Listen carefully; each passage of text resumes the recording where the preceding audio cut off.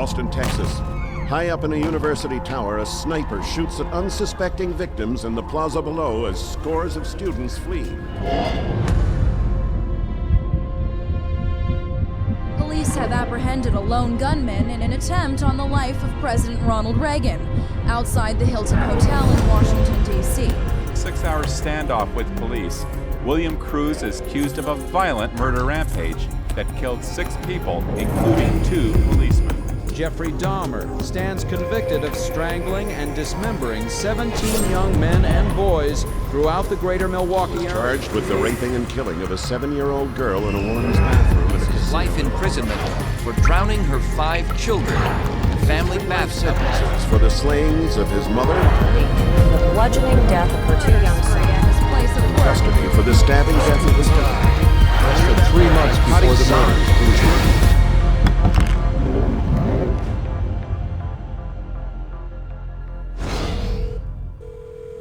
Police department? Yeah. I just killed my 2 daughters. Sir? Yeah. Tell me what happened. Okay, what's going on right now? I just freaked out and killed them. Are you on medication? Yeah. What kind of meds are you on, sir? I'm on antidepressants. I have to say, whenever I read in the newspaper of some violent act, one of the first questions I ask is, was the person on medications? Virginia Tech or the school shootings or the, my first thought is always, I wonder what drug he was taking. There are side effects to the use of drugs and also very damaging and dangerous long-term effects, which psychiatrists often don't consider as being important. They induce violence, they induce self-violence, they induce distortions of reality leading to hallucinations, they induce a whole variety of psychiatric problems, which are then typically treated with more psychiatric drugs. We're not talking about a rash, we're not talking about dry mouth, we're not talking about nausea. We're talking about sudden, compulsive, overwhelming suicidal or homicidal urges. We're talking about violent deaths. We're talking about crippling injuries. Psychiatric drugs are rampant in society today. It's become really an epidemic.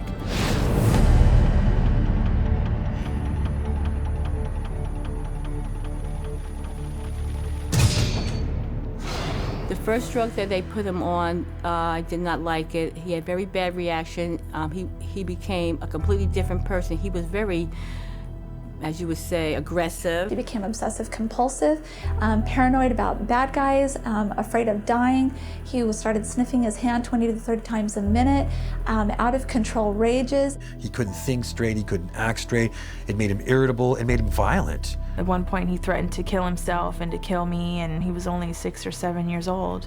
From the moment that I started taking these drugs and to the moment that I stopped, all that happened in my life was things got worse. Depression got worse, the anger got worse, the outbursts got worse. I had no idea what was happening to me. I would start quivering and shaking. I would drop onto the ground. Literally, I could not control anything. Within 4 hours of taking 25 milligrams of Zoloft, I was standing on a balcony at a church. And again, there was the thinking, I'm going to jump. The psychiatrists have carved out a great niche for themselves in the prescribing of drugs, but if you look at the history of treating people for mental and psychological disorders, it's a history fraught with things that don't work. They're not helping people with drugs, and they're not looking out for harming people. They're ignoring the harm that's coming from all of these drugs. We see suicidal thoughts, we see suicide, we see profound depression, mood swings. This is 911. Who is this? My sister's trying to kill herself. Stop trying to kill herself. Where is your sister? What is she trying to do? Take pills? What? No, my dad told me now. Come on, tell me!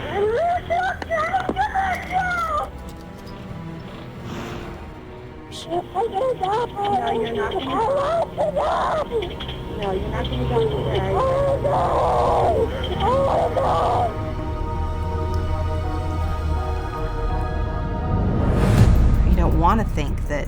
that a drug could affect someone's behavior in that way, but it does. It happens all the time. Suicide is just one in a long list of possible side effects of the medications that the doctors will seldom link to the medication, but instead blame it on the patient. What's the cause of death going to be written?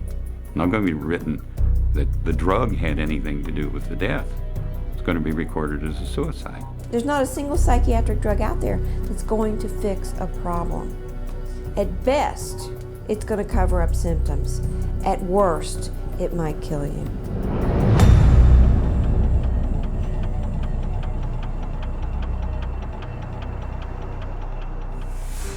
She went to get the laundry, his laundry, which hangs from a hook in Matt's closet.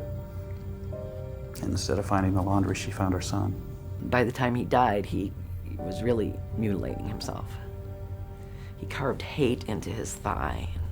He had gone into his closet that night, tied a rope around his closet rod, put it around his neck, shut the light off, knelt down. I ran back to him and I touched his back and I says, "No, honey, he's cold, he's gone." I'm as certain as I can be that Celexa killed my daughter. I will always blame my son's death on psychiatric drugs.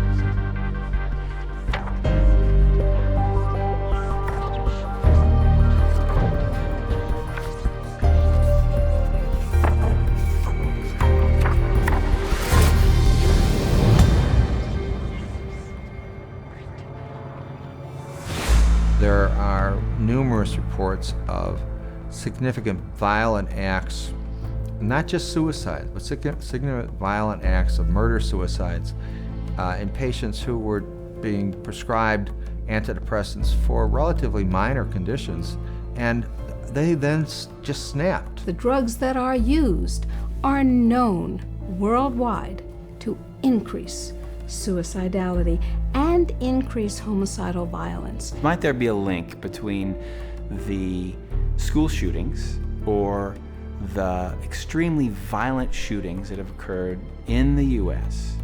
and the prescription of certain psychotropic medications?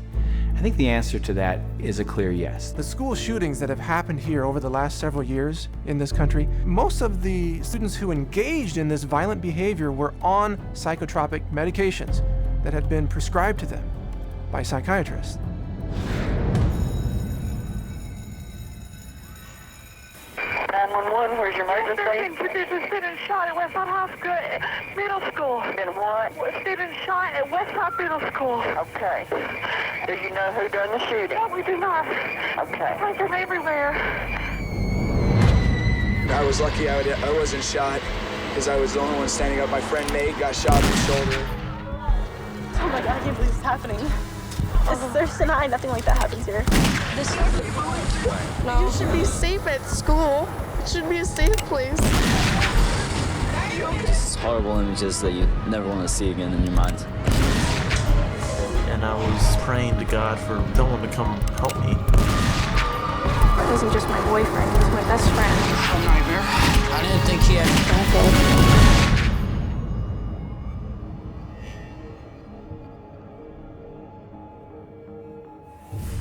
Whenever a school shooter is taking a drug, it is, you know, the press don't get the information. If they ask about it, they're told this is private information. So the public is kept in the dark about the drugging of these kids that leads to this violence. You have to ask yourself, how much help can these drugs be to somebody if they start experiencing these side effects of extreme anxiety, a desire to kill themselves, desire to kill others? What kind of help is that for the person? Did you see these kinds of incidences in the 1960s or pre-1960? Was anybody shooting up their classrooms? There were guns. We didn't have as many gun control laws then as we do now. No, we didn't. So what's different? The psychotropic drugs, that's what's different.